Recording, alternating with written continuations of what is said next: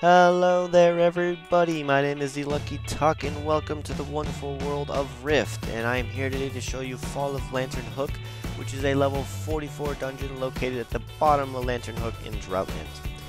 And a quick little suggestion, I would suggest having some sort of off healer or secondary healer such as a bard or chloromancer, as all the encounters in this dungeon can be quite healer intensive.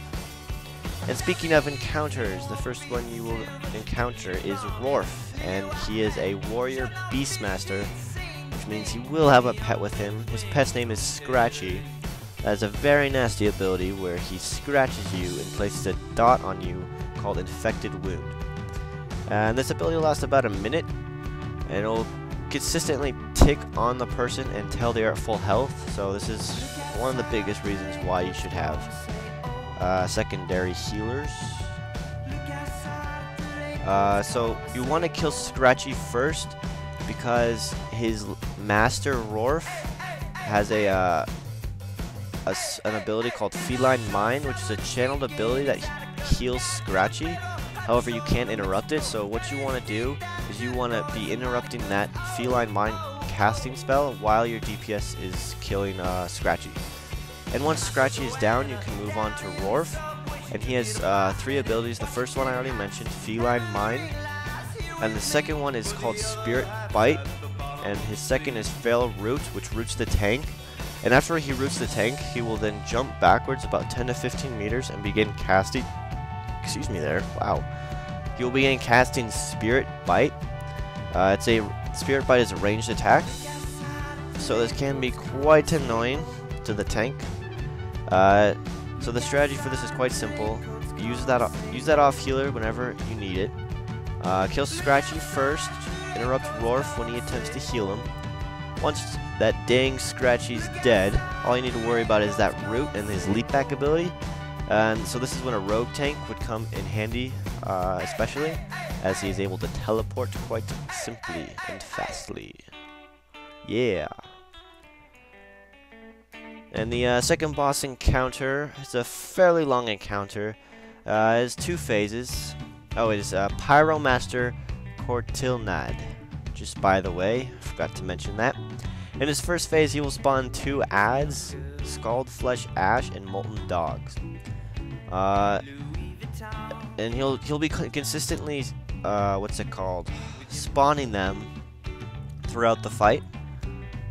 They will persist throughout the whole fight, so you need to kill them as they can be quite annoying.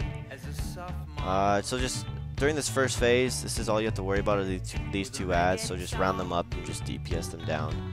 And also at this time, he will be casting what's called Pillar of Fire. As you can see there, is a ground-based AoE spell. So please don't stand in the fire, as you will die and just be completely embarrassed because you sat in the fire. And it's like the most simple, straightforward ability in any boss encounter. Nah, I'm just kidding. It happens to the best of us. It happens to everybody.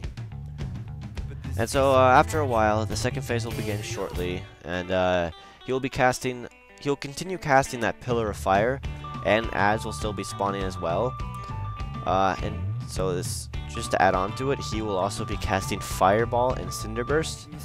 Fireball is a really quick cast spell he casts on the tank.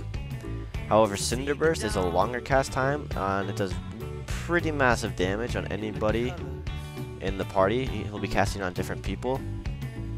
You need to interrupt this spell, as it could wipe you, and that's not good.